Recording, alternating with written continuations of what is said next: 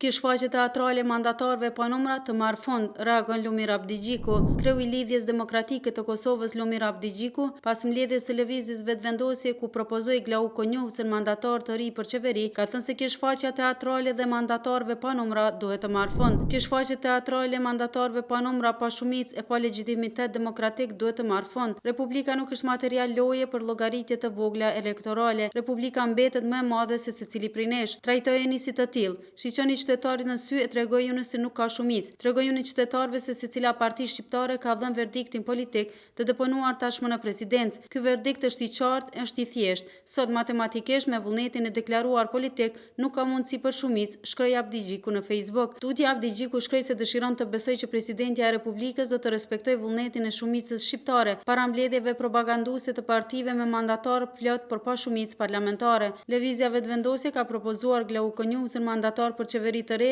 pasi që me 26 tetor kryeministri në detyrë Albin Kurti nuk i pati numrat e nevojshëm për formimin e qeverisë Kurti 3.